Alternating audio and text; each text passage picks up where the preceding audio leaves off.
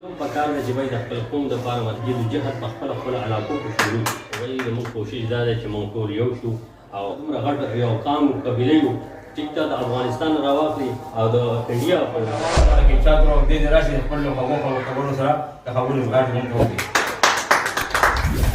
اعوذ بالله من الشیطان الرجیم. السلام علیکم الجزاک ارګنایزیشن زما راغلو ورونو السلام علیکم. او ستاسو د راتلو ډېر زیات زه مشکور یم چې په دې لږ وخت کې تاسو راغلئ مونږ له ټایم راکړو او زموږ په دې پروګرام کې مونږ ته شرکت وکړو.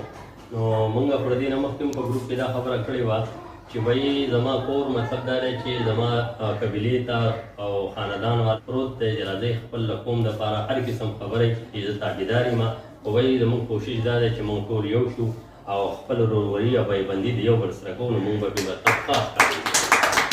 ولې د هغې نه باوجود دا ډېر ورونو مونږ دعوت ورکړی وو که څوک په خپلو مسایلو کې مصروف او جورانه د هلک کسانو له دوی به مطلب دا خپل وخت ویست راغلو نو زه د دوی شکریا ادا کوم.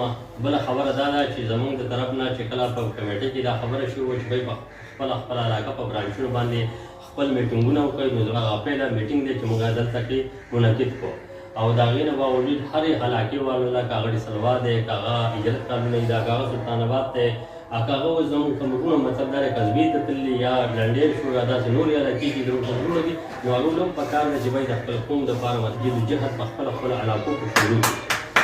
نو زه به دا خبره وکړم چې وایي لکه په دې وزن باندې نه کېږي چې خالي زه مدیتیشن ته راغلی یم بس ما یا پیج ډک کړی دی یا زه اواز شریک کوم او بس نور به مطلب دا دی چې خپل کار وکړي. نو دا په دغه وزن باندې نه رونه راځي نو مطلب دا دی دې ته څوک تیار دی. خو باید دې لپاره به خپل محنت کوو نو ټول کارونه په محنت سره کوو. دومره غټ یو قام قبیله یو ټیک ته د افغانستان راواخلي او د انډیا پورې مطلب چې هغه مطلب دا دی دغه نشته دی چې موږ خپل قوم دپاره اواز وکړو خپل قوم یو دی.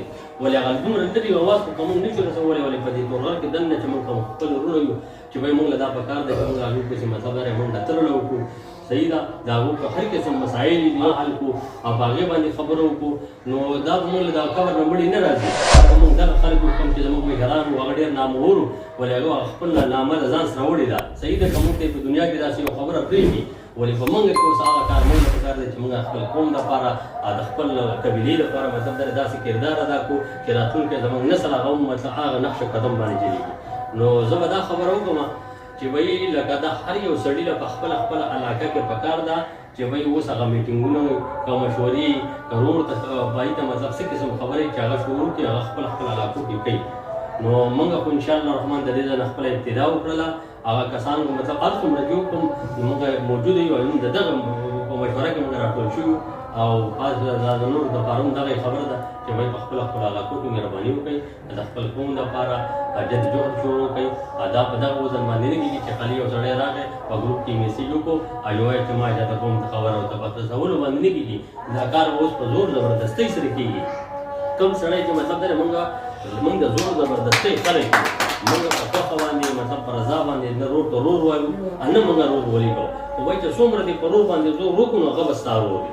نو زما له طرف نه دا خبره ده چې وایي کوشش دا وکړئ چې د نن نه پورته زموږ خو دا میټینګ موږ وکړو د هغې نه باوجود په هر علاقه کې چې کوم برانچونه دي اوس موږ د هغې منتظر یو.